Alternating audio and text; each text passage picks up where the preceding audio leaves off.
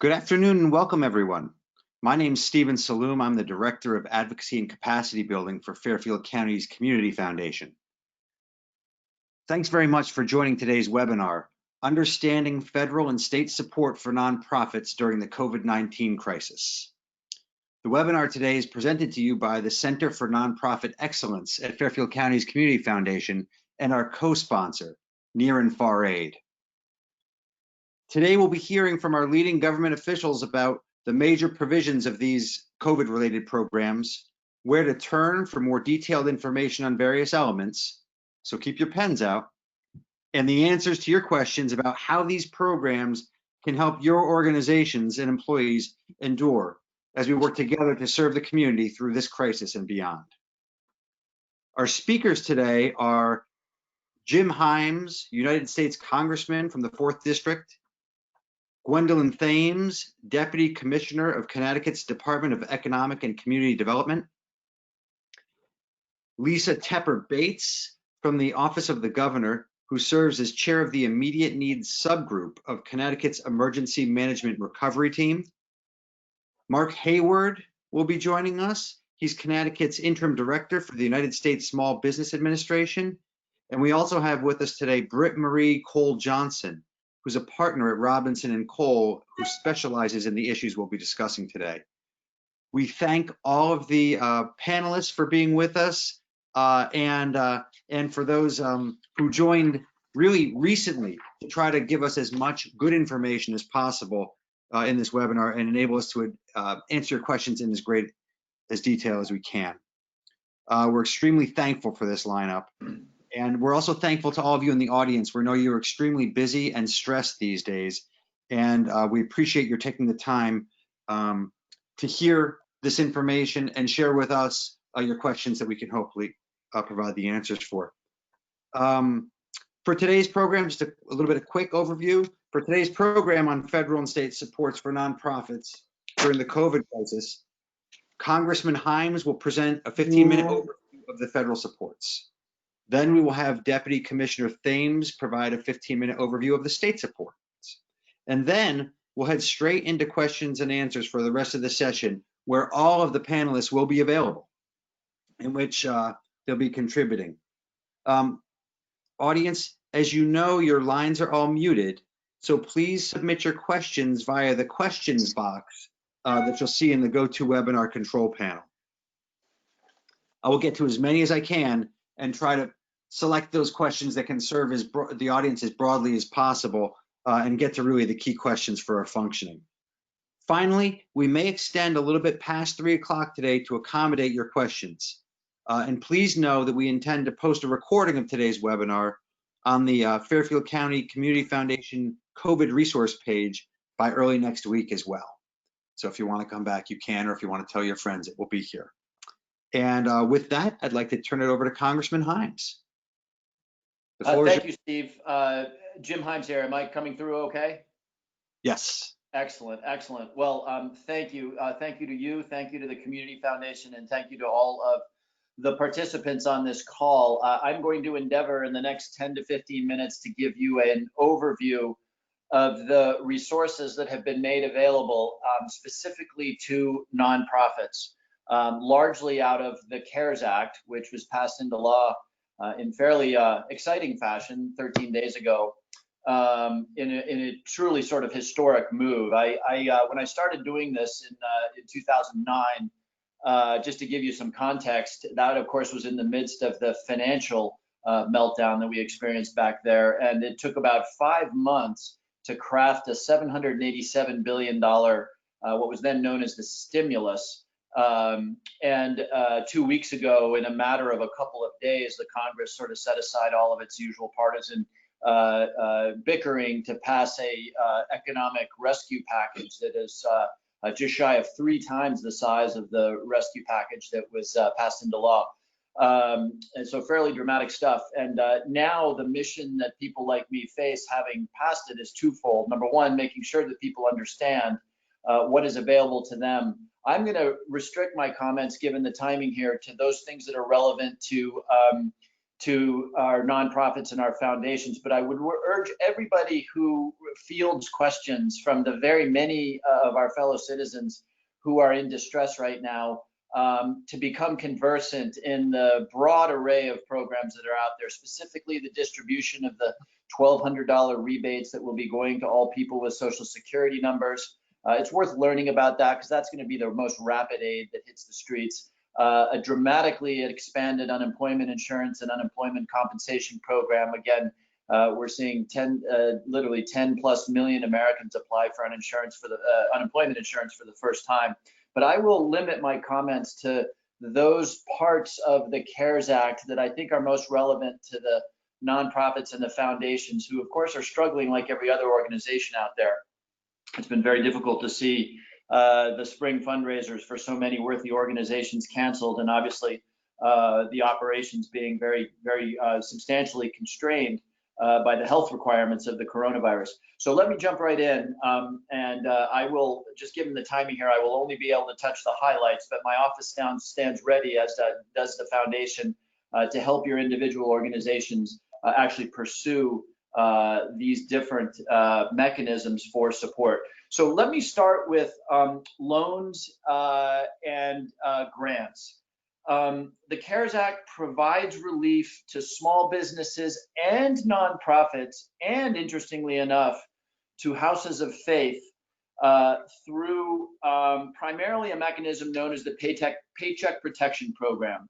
The Paycheck Protection Program provides through a tried and true mechanism. These are banks doing SBA lending.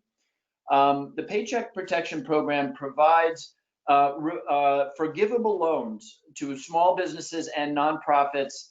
The definition of a small business is a little complex, but a good rule of thumb is that any organization with under 500 employees, and I am very well aware of the hole that exists for groups like the YMCA that have more than 500 employees, but this, and hopefully we can fix that down the road. And by the way, I should have said my other objective, apart from getting information out right now, is to gather the information we need to put into the next rescue package, which is currently being discussed and negotiated in Washington. But back to the Paycheck Protection Program. Forgivable loans of up to $10 million to those eligible small businesses and nonprofits and faith institutions.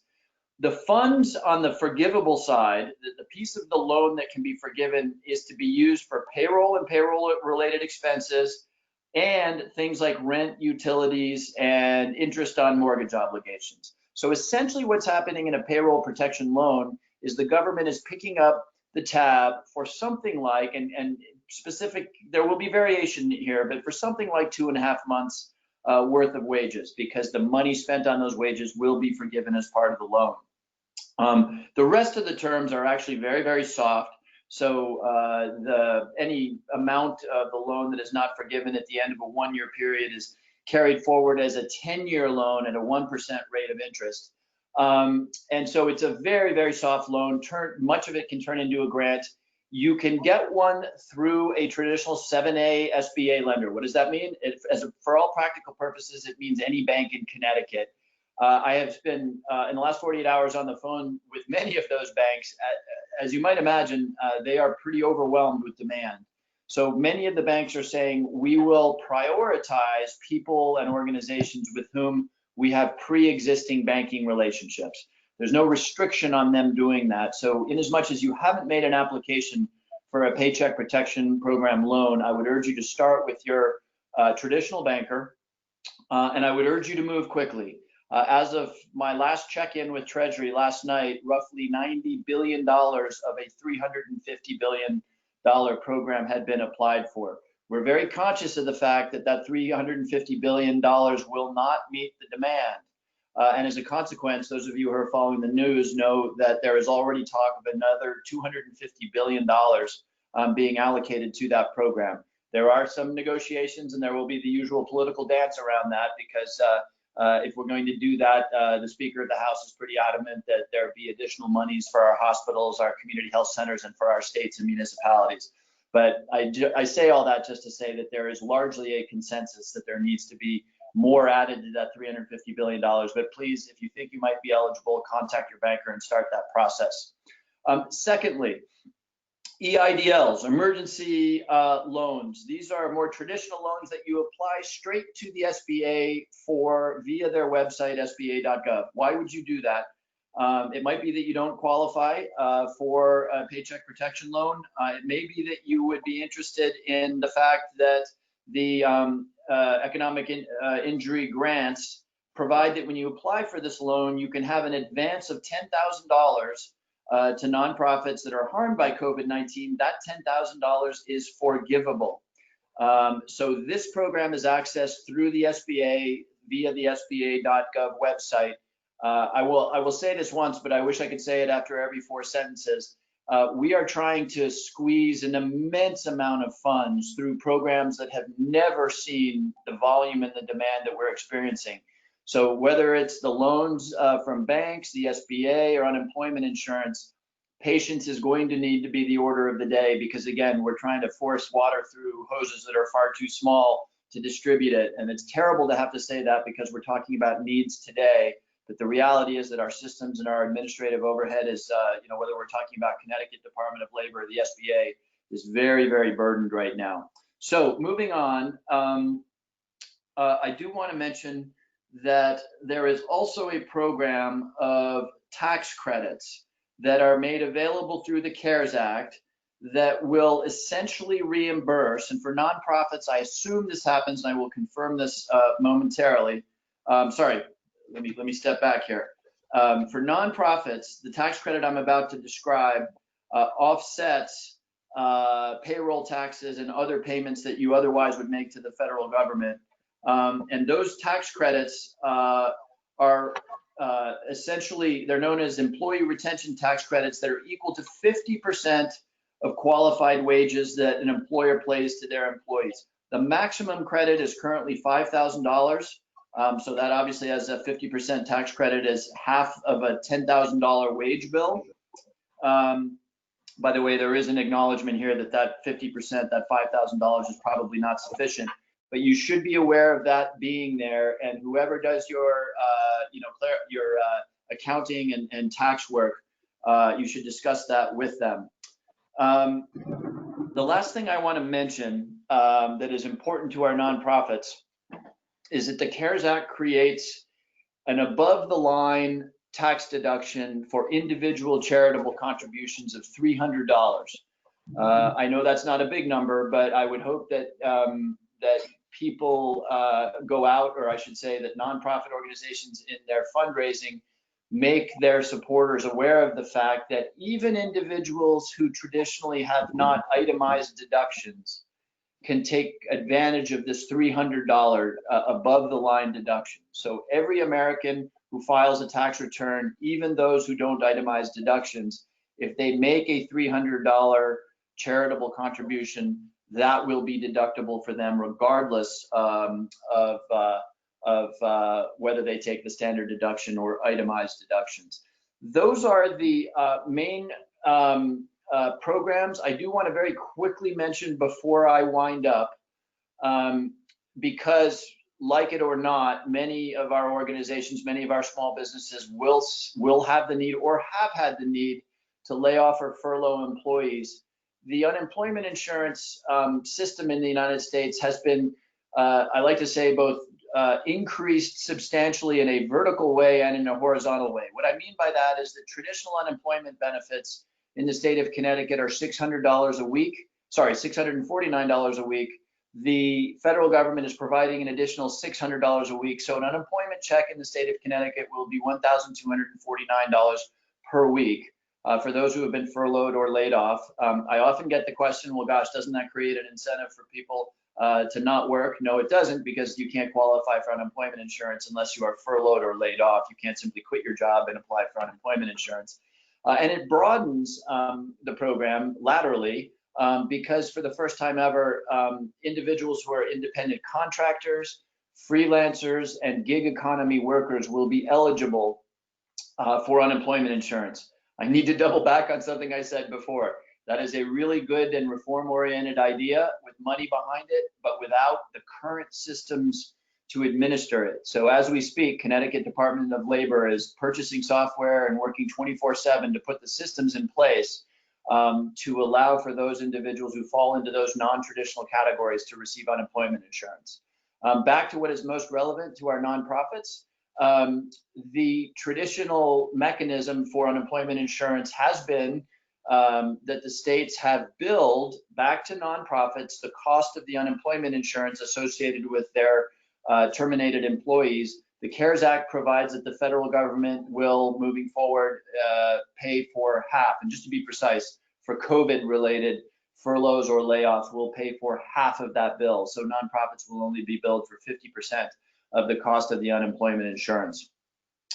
That is about a 12-minute thumbnail sketch of a lot of money and a lot of programs, but I want to stay in my agenda box here. And again, thank the Community Foundation for organizing this call, and just close by saying that if my office can be of additional assistance to any of you, we're delighted to do so. Congressman, thank you so much. That is really helpful. And audience, just so you know, the Congressman will be available during the Q&A period. And he had also invited Mark Hayward, who I noted earlier, who's Connecticut Interim Director for the United States Small Business Administration, to be on, along with our other guests during Q&A. So feel free to start submitting your questions as soon as you'd like. And after we go to our next speaker, we'll go to Q&A. Our next speaker is, as mentioned earlier, the Deputy Commissioner of Connecticut's Department of Community Development, Glenda Thames. Deputy Commissioner, the floor is yours. Thank you. Can you hear me okay? Yes, hear you fine. Thank you. Okay, great. I always have to do the sound check and make sure that the technical glitches are worked out. So first and foremost, thank you to the Fairfield County Community Foundation for your ongoing leadership in hosting this webinar today. During these unprecedented times, it is vital that we provide our residents and businesses and community timely, substantive, and accurate information. Thank you, Congressman Himes, for your leadership in supporting our nation and our state's economy, ensuring that we can rebound as quickly as possible tomorrow when this pandemic crisis has subsided, if you will. That said, during my remarks today, I really just want to focus on providing an overview and range of COVID-related support services offered for nonprofits as employers and for your employees at a state level. Congressman Himes went over in some level of detail relative to the various emergency spending bills that were passed in the CARES Act and how that, specifically targeted nonprofits.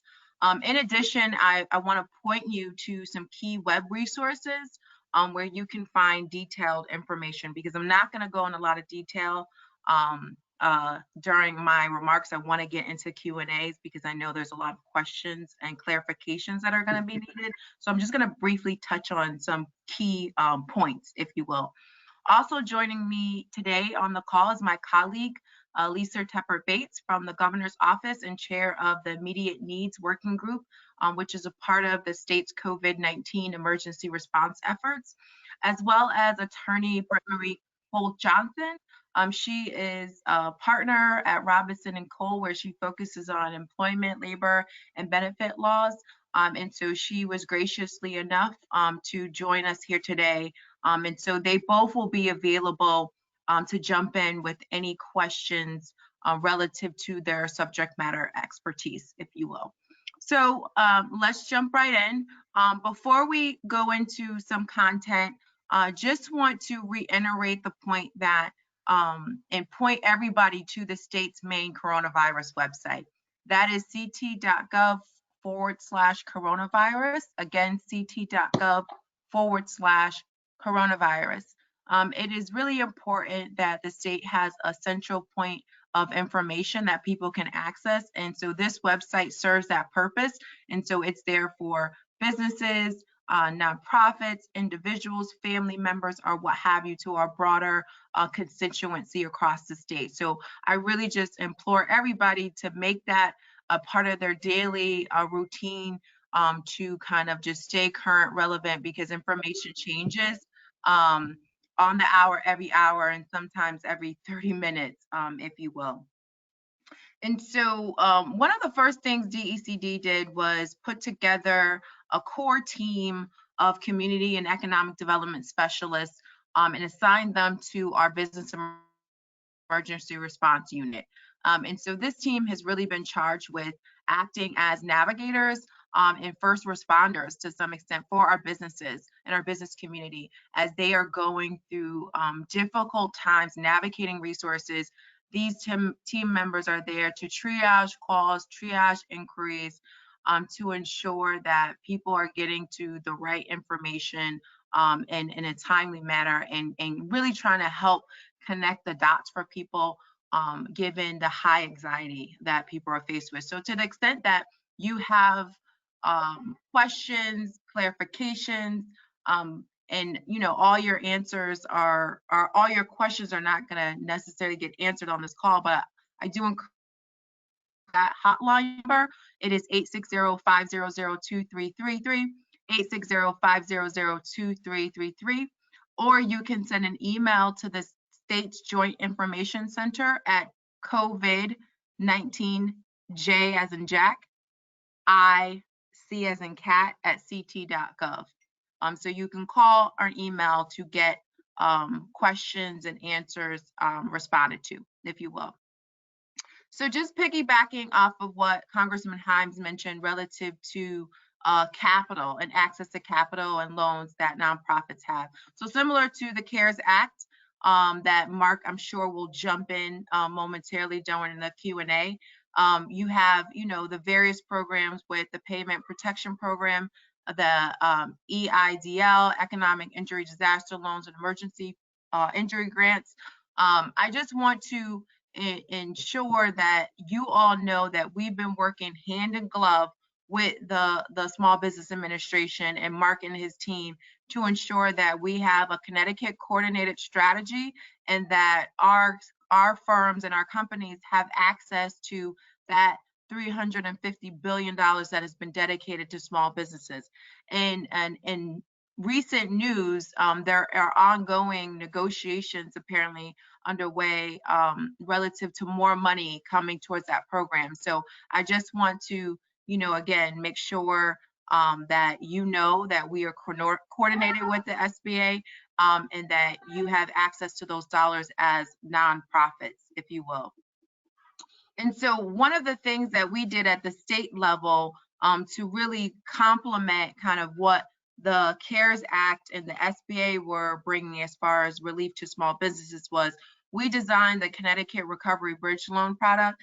And that is short-term capital for nonprofits and small businesses. And that has included all nonprofits were eligible with less than 100 employees.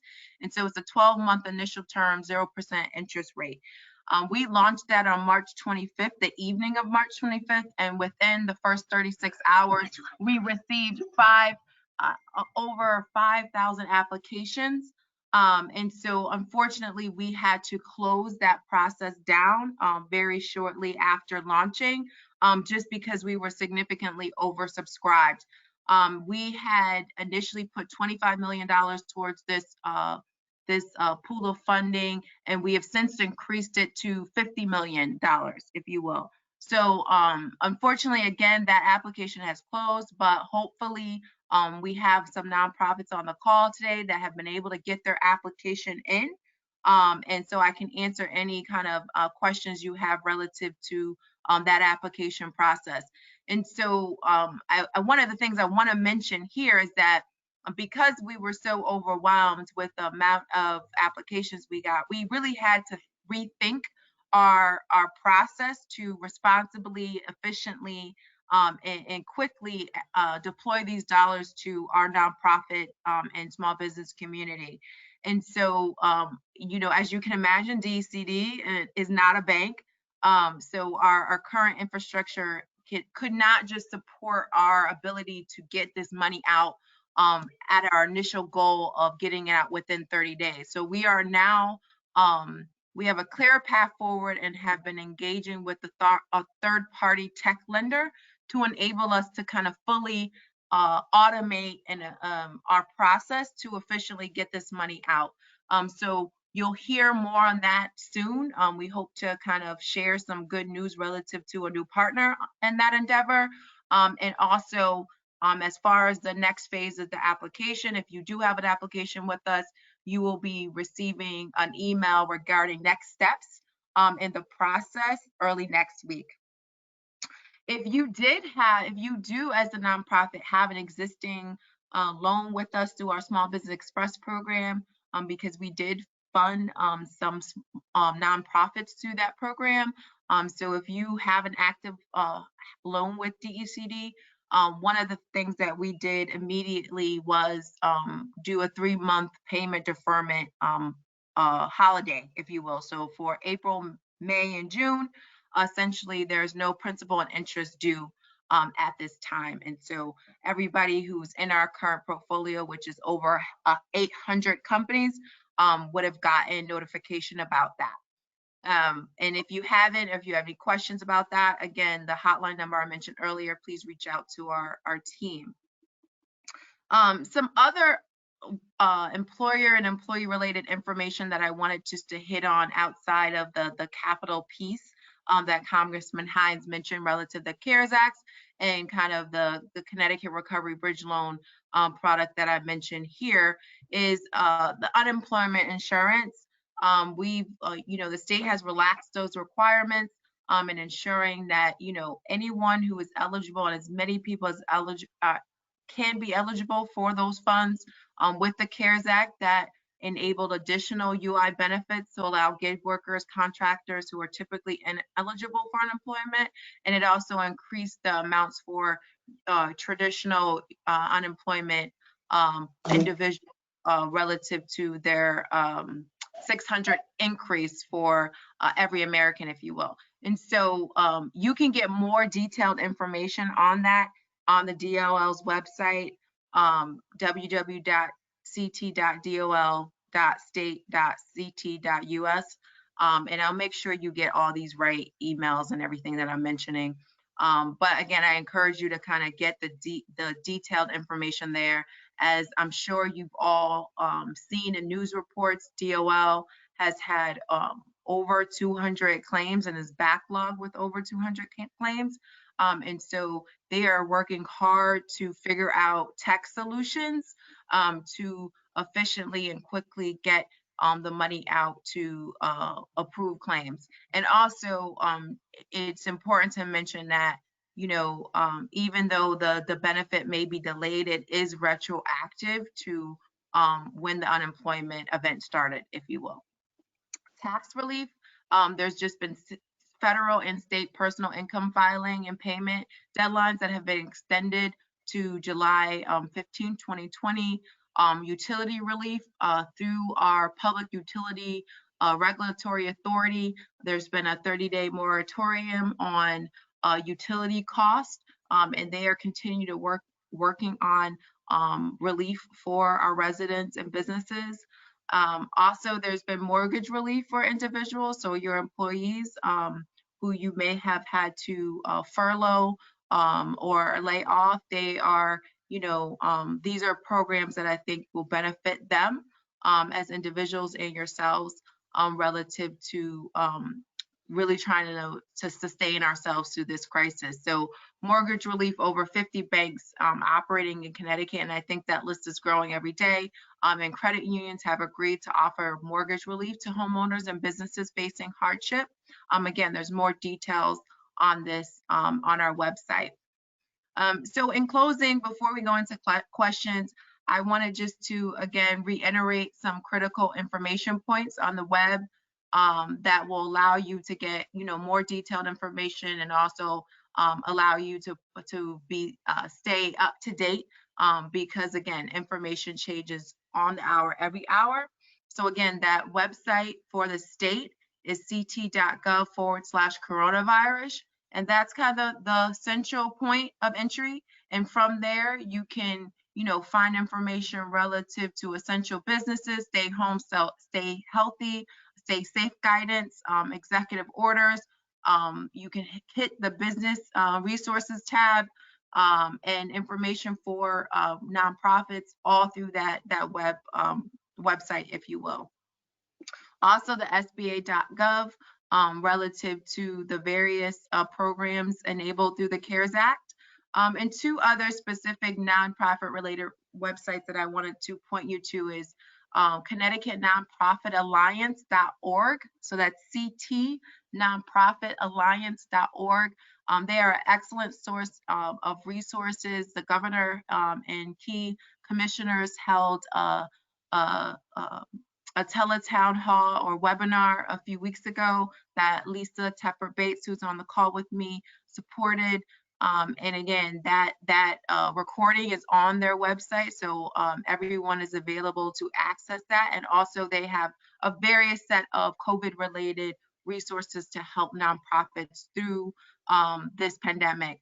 In addition, there's a national resource relative to the Council of Nonprofits.org. So that's www.councilofnonprofits.org.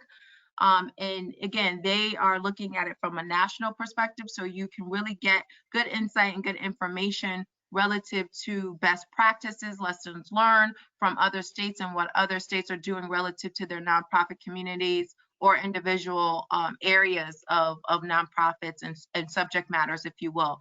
And so they actually published a webinar recording of the federal COVID-19 legislation and entitled What It Means for Nonprofits.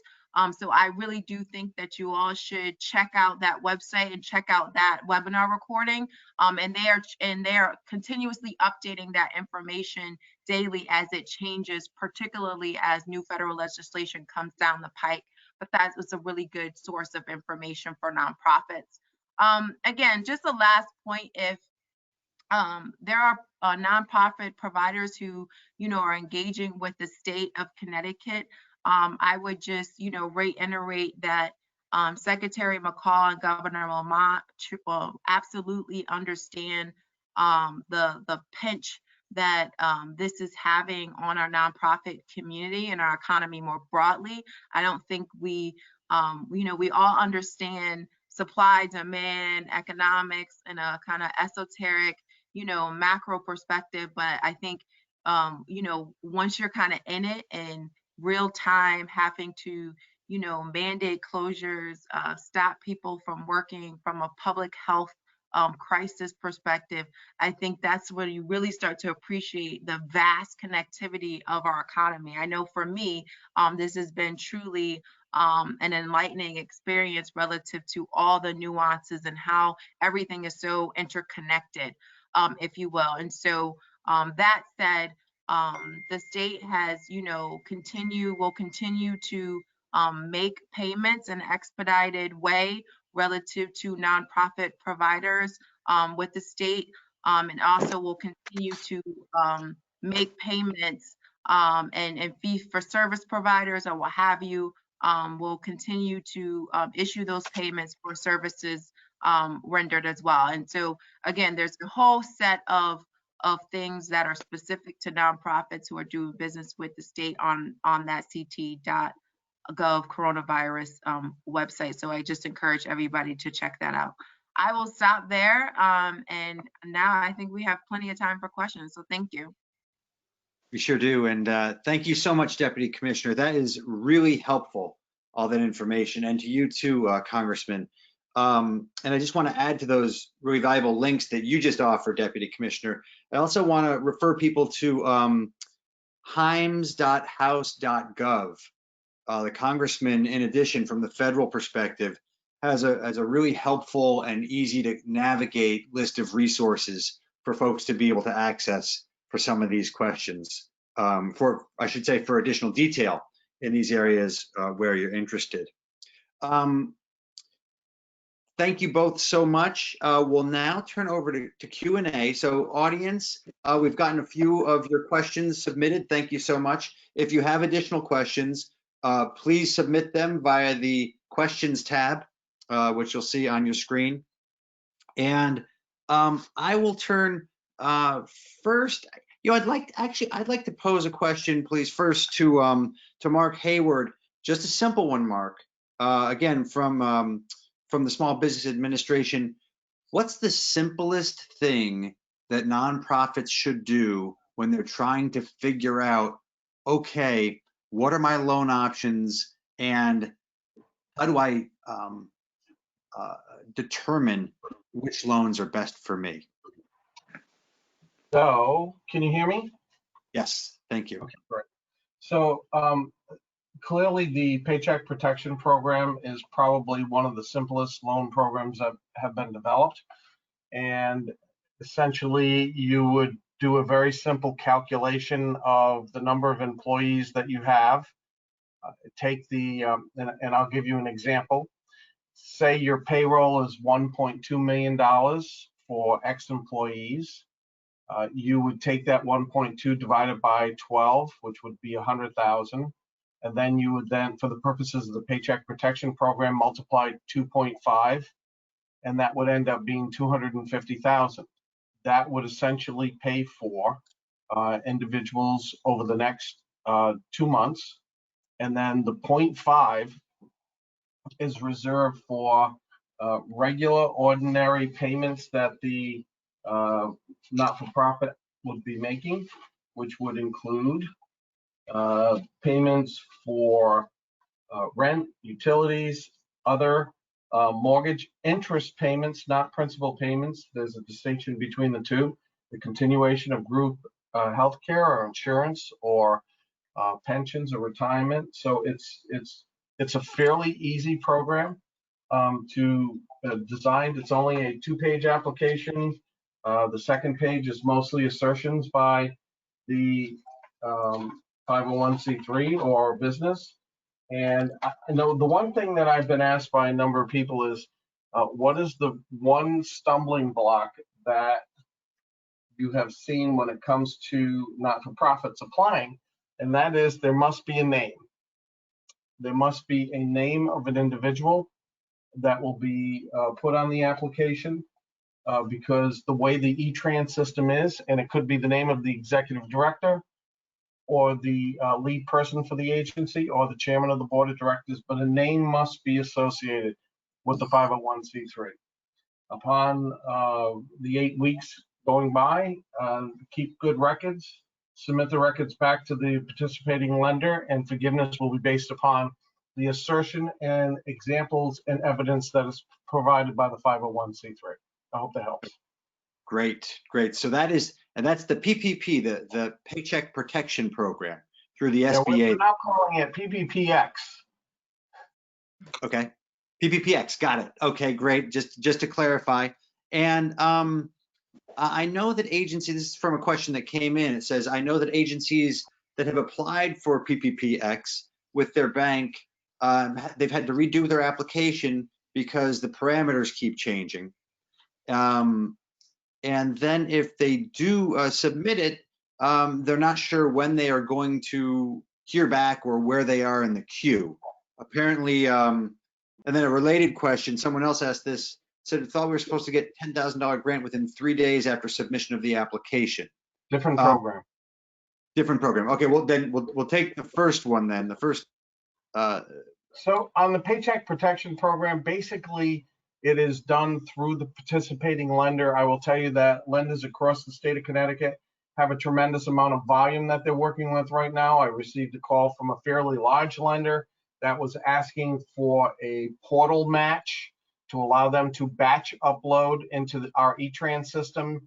And I know that the people in Washington are working on that, but as of now, they're inputting into our E-Trans system one at a time. So it will be time consuming, but once they get through them, I will tell you that there are some lenders that are doing it 24/7. Yeah. So once it's uploaded into the system and they receive an approval, they have 10 days to close and disperse. And obviously the applicant, not the bank, but the applicant would get notice before that 10 days kicks in, correct? The applicant would get notice of the fact that they have been approved. And remember, you're providing all of that information. Most of the banks are taking the information through a portal on their own sites and uploading. It's critical. You have to upload the documents, either the 941s or other substantiating information as to what the payroll is. Okay. And okay. then, okay. Sure. Sure. And then on the other loan related, where the question was about the $10,000 grant that was supposed to come in within 3 days after submission. I'm not sure which program that's referring to, but it sounded like you did. So that was also part of the CARES Act. That was an additional for the Economic Injury Disaster Loan Program, where it provided up to $10,000. Okay. And that currently, as I understand it, there are batch runs because, like everything else, you know, we try to, if we think that there is any fraud in there, we have to batch run it so that they make sure that, you know, things are screened out, dupes are screened out, what have you. And I know that they, according to what I was told last night, that they've now begun a second batch run to ensure that there are no dupes in there. So I don't know when exactly that's going to be rolled out, but I do know that it's being worked on. Okay, terrific. Thank you so much. I've got another question here. This one is for our state officials. When will we hear from the state on the application for the bridge loan? And Deputy Commissioner Thames, I'll leave it to you to I'm sorry, can you repeat that question? Because the audio is going in and out for some reason. Oh, I'm sorry. Can you hear sorry. me okay? Yeah, I can hear you. Can you hear me okay? Yep, now I can. When will we hear from the state on the application for the bridge loan? Yeah, so our goal is to turn this money around before the end of the month.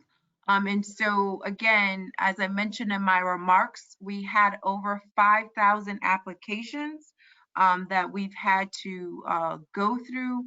And, you know, we are not a bank and we have a very heavy existing manual infrastructure. And so given the oversubscription and the amount of applications, we've had to pivot our strategy relative to loan processing. And so we are now engaging with a fintech enabled lender that we hope to announce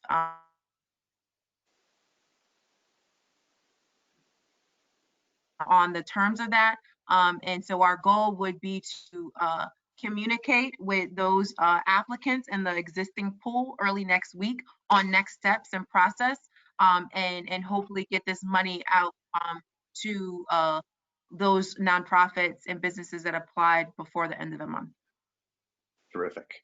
Okay, thank you very much. I have another question. Can you please address, and I'm not sure who wants to take this one. Can you please address how aid for school districts will be directed? Apparently, there is no direction yet for school districts to know which of our emergency expenses will be reimbursed and at what percentage. Can you help us find the guidelines? Yeah, Steve, maybe it's Jim. Maybe I can start with that because I can answer that question from a federal perspective, and then my state colleagues can chime in because, of course, the federal government is the source of the funds. The distribution mechanisms obviously will be State Board of Education to local educational authorities. But let me give you the wave tops here. The CARES Act did provide for $31 billion to support local school systems and our post-secondary education systems. So this, for example, is money that can be used by our local education authorities to purchase laptops for students who might otherwise not have access to them. By the way, I'm aware, obviously, that the Dalio Foundation has made a substantial amount of money available to do that as well. I don't know the details of that program. But so $31 billion, which is a not inconsiderable amount of money, is available to both about 50-50 to our secondary versus, or I should say, post-secondary and then earlier education systems. The money to colleges and universities is designed to help them with distance learning, but also to provide grants to students who find themselves in substantial economic hardship. So the cancellation of term time work, the requirement to continue to pay rent while classes are not being undertaken or whatever. There are broadly defined categories of aid that will go both to our post-secondary institutions as well as to our traditional high schools and elementary schools through the LEAs. There is $3.5 billion in child care development block grants. So folks that work with or are in that business will get those block grants intermediated, I believe, by the state. So that's sort of the top level view there. And then obviously, you know, individual students who are adults, anybody over the age of 18 who is not a dependent on their parents' tax return will be eligible for the $1,200 rebate payment. That's sort of an interesting point because 18, 19-year-olds who are not dependents may also not have filed a tax return. So how do they get identified? They get identified because next week, Monday or Tuesday, the Treasury will put up a portal online called Where's My Refund? And that portal will allow students who, again, are not dependents on somebody else's return to give their information to the Treasury and hopefully direct deposit information, because the money will move a lot faster to people who have given direct deposit information to the IRS than it will be to those who need a check mailed. That portal will allow our students, again, our adult students, not dependents, to claim that credit. Thank you. Deputy Commissioner, do you or your team have anything to add to that? Yeah, so I would just say, you know, piggybacking off what the congressman said from a federal level, I think the estimation is that there's about 158 million that will be available for direct COVID-19 costs to support Board of Education's community agencies and other types of organizations through this crisis. And so I think, you know, that's something that the OPM team is working with local boards of ed and first selectmen and mayors and community stakeholders. Lisa, I don't know if you have anything else to add beyond that. Thank you, Deputy Commissioner. I would just add that if the question was raised by someone from the local Board of Education, the straightest path to understand the details would be to be in direct contact with the State Department of Education. And if you have any additional questions, please do go ahead and follow up, and we'll try and make sure that you make that connection. That's very helpful. Thank you. There's a follow-up question that just came in, actually. So I'll stay on schools for a second. It says, follow-up regarding schools. We are losing possibly $1 million on food, $1 million on food programs. Is any of the money for education earmarked for food services issues? Yes. So go ahead. No, yeah. Go ahead. Just to give you some background, there's been really tremendous successful work by the Department of Education at the state level to help use schools as food distribution centers and to make sure that kids who would ordinarily be getting school lunches are in fact getting supplemental food and in fact using those to help feed whole families. So we're really proud of their work in that regard. Last I understood, there were more than 130 feeding sites stood up with the coordination of the State Department of Education to make sure that we are in fact using every resource and getting food out to those students and to their families. So there's great work going on there, and in fact the amount of food being pushed out through those channels has grown exponentially due to the fact that, again, they are serving not only the kids who would ordinarily be getting nutritional support through the school, but also serving whole families. Yeah, and I would just add to that, it's Jim here. The CARES Act, just again, for people who might be interested, actually very substantially funds those programs, chiefly through the traditional SNAP, Supplemental Nutrition Assistance Program, what people think of as food stamps. You know, $16 billion of additional funding for those food stamps, $9 billion specifically for child nutrition programs. That's the school lunch program, the school breakfast program that the commissioner was just talking about. And then for those of you who are working with the food banks, having spent a good chunk of the morning on the phone with some of our food banks, there is $450 million for the Emergency Food Assistance Program. That's for folks that know the business, that's the TFAP program. It feels to me like, with respect to the school lunch and school breakfast programs, as the commissioner has said, it really feels like those programs are up and running well and are well funded. It also feels to me like we've got some pretty substantial logistical challenges down here in southwestern Connecticut with food pantries and food banks. But the money is there. I think we just have some logistical issues. Thank you both. That's really helpful. I'm going to shift gears for a second to another issue near and dear to our hearts in the nonprofit community. The question is the $300 deduction only for donation of that amount to one charity? Or could it be a deduction if the person makes several donations to different charities? Example, a $100 donation to charity A and a $200 donation to charity B. Very good question. I think you've stumped me on that. Let me hazard a guess. I am 90% sure that it is like any other charitable deduction, meaning you can divide that $300 up if you like, but I have not actually seen that in black and white. So don't rely entirely on that. I will get you a firm answer on that. Okay, thank you. And let me see, let me go next.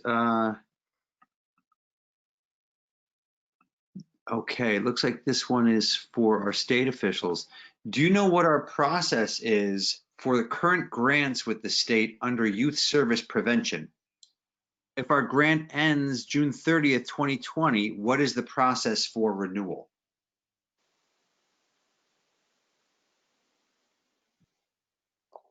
And I don't, go ahead. Yeah, I would just say that they should work directly with that state agency who they have the relationship with on that specific information. As I mentioned earlier, OPM and the governor have authorized release of quarter allotments early so that agencies could expedite payments to providers, as well as, continuing to make grant payments to nonprofit providers, even if services are not currently being provided. So again, I would say that they should work directly with their state agency who they have the relationship with. That's helpful. Makes good sense. I have a couple more questions here, and just a little reminder to the audience, if you have questions still, we have a few more minutes. We can go a little bit over 3 if need be to get them all. So please feel free to submit them. Steve, can I interject very quickly? It's Jim.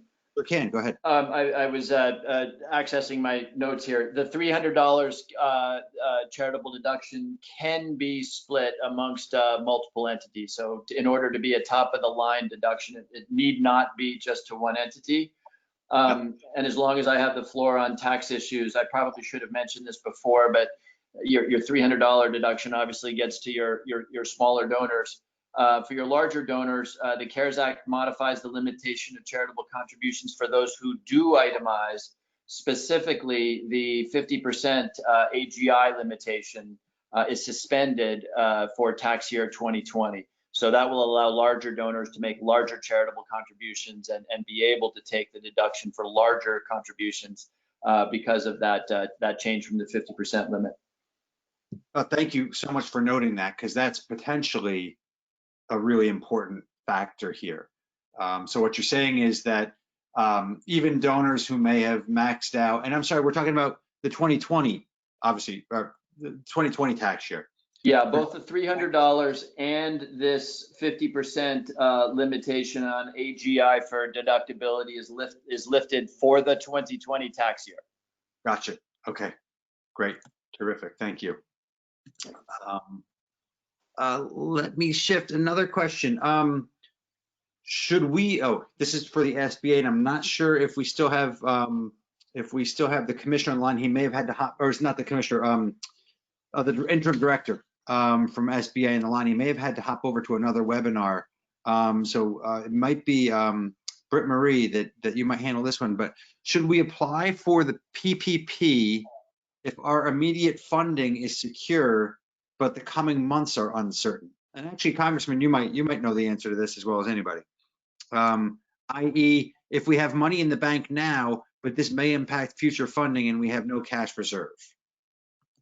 So should they apply for the PPP even if they're okay at the moment, but fearful for the future? Let me take a stab at that. So I get the question. what I can tell you is that when your banker sizes and approves a PPP loan, that sizing and approval is made on the basis of your verifiable payroll. It is not based on demonstrated need, i.e. no current assets, no cash. And so my recommendation would be, and I kind of hesitate to get down to this level of granularity because, you know, there are fiddly specific circumstances, but I do know that this loan is sized and approved based on your demonstrated payroll and other expenses, and that there is no provision, at least that I'm aware of, to reduce the size of that loan because you happen to have some cash on hand. And obviously different nonprofits have differing levels of cash on hand. So because money's fungible, what that says to me is it makes sense to apply for that loan, use the loan monies for wage bill, preserve the cash, and then remember, it ends up being about 2.5 months worth of wages. The cash can be used for wages subsequent to the use of the loan for wages after that loan is funded.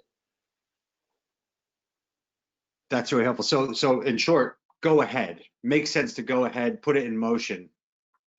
Yeah, you will not have the, there is no provision in the law to, and I'm gonna, if there is anybody left from SBA, I will put a little bit of a question mark at this, but I am almost certain that there's no provision in the law that provides for the forgivability of the wage dollars in a PPP to be reduced, or for that forgivability to go away simply because an entity does have cash on hand.